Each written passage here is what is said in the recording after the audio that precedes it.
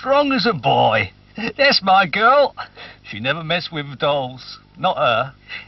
She kicks a ball as well as a man. She does. Well, young lady, your fun's over. We'll have a few changes from now on. You can't trust boys, you know. They're only after one thing. I'm a man, and I know what men are after. Who's going to marry you if you don't behave properly? You're a young woman now, and you bloody well behave like one. In my house, you do as I say. You little slut, get that muck off your face and give your mum a hand. Who the hell do you take yourself for, a boy?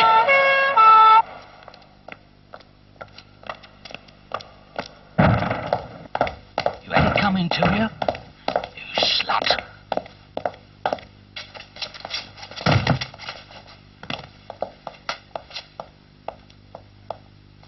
Virgin? No. Never mind. Let's just hope she finally learns.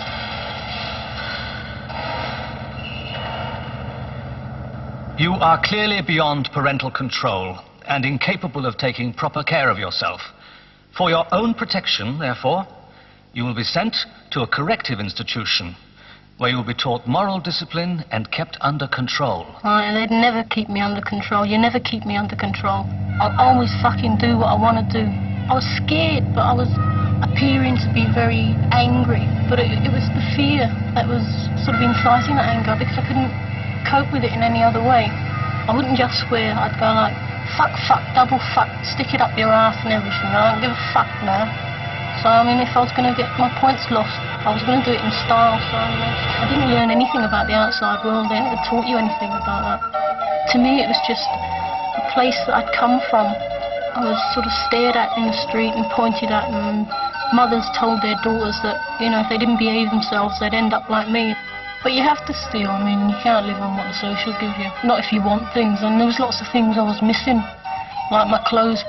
Everybody was wearing nice, fashionable, trendy gear, and I wanted to. I was 16 and I wanted to.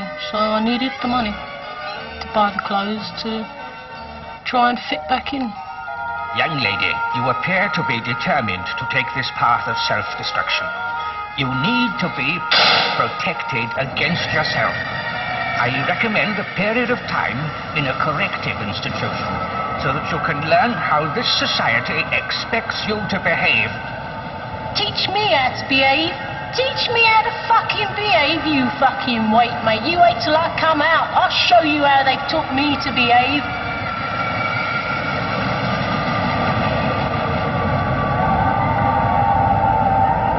They ask you, have you got a Tampax in? If you say yes, and you have to take it out, and they give you another one. And like, you have to do all this in front of them. And they're actually standing there watching you do this. And they take great delight. I mean, the longer they can keep you naked, the more in control they feel. Miss, I want a fucking Tampax!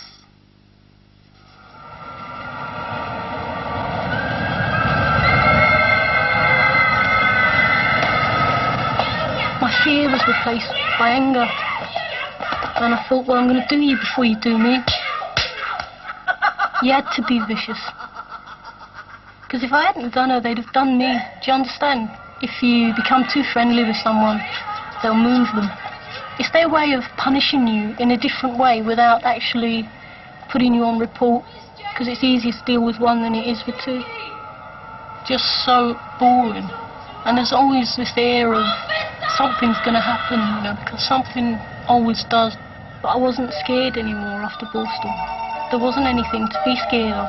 As far as I was concerned, I'd seen it and done it.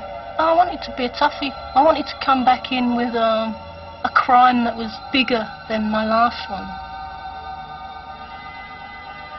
There's nothing outside for you, you know. There is no sort of rule book for living out here. But there's one for living in there, and you try and break as many as you can. You don't know anything about the world. All I knew was this Borstal life. I knew I'd go back to prison because my life was back in there. Whereas I knew how to play the game in prison because you've got friends and you know the routine. You know what's expected of you in prison. Well, yeah, even if it's only a kicking, you know, it's like at least the prison officers know your name. Nice to see you. I was smashing the door and smashing the cell and not knowing that they actually had a heavy mob, which is a group of officers who are actually trained to restrain. They don't just restrain you, I mean, they mean to hurt you. They all want their sort of pound of flesh. And then again with the injections, you know that sometimes they don't work. Perhaps they're going to double the fucking dose, you know, and like I'm going to die of an overdose. You know, I'm dying, I'm fucking dying now. I'm going to die, this is how I'm going to die. And like, and they'll just write me off. You know, it was inevitable, she was institutionalised. She's always been a violent prisoner, and we had to restrain her in such a way, and there's nobody outside to ask questions or to, you know, make a protest about your death. So you're totally in their hands.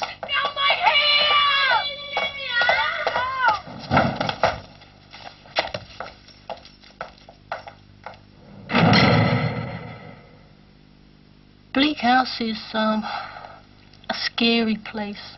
You can be down there for a very, very long time, and the prison officers are always very hostile towards you, because if you're on punishment, then you're there to be punished, and not only is it just by locking you in a cell all the time. I was there for 6 months. In the end, I was there for so long, I used to wonder, was I finally cracking up, and was I doing things and I didn't know that I'd done them?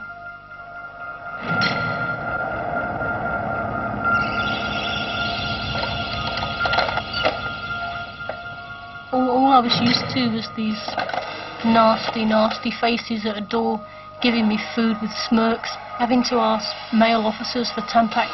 So I wasn't used to people being nice to me.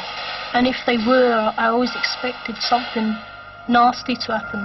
I thought they were only being nice to me to let me know what it felt like to have nice feelings, and then they'd do something terrible to me. So I was living a life of total fear. I sort of just disappeared into my own head, and that was my only way of surviving, was to pull myself into myself. I was frightened of dying. I thought I was just gonna fade away. No!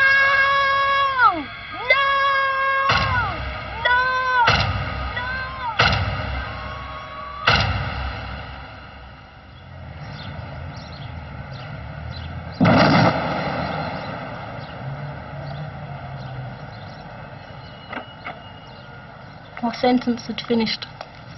They dumped me out in that state. Some protection. I was a physical and mental wreck. I couldn't talk to anyone. I couldn't do anything. I was just a wreck. I did another sentence, and then another one after that, but I eventually got to a hostel, which is a sort of halfway house. It took me an awful long time to relate to the wardens there as people.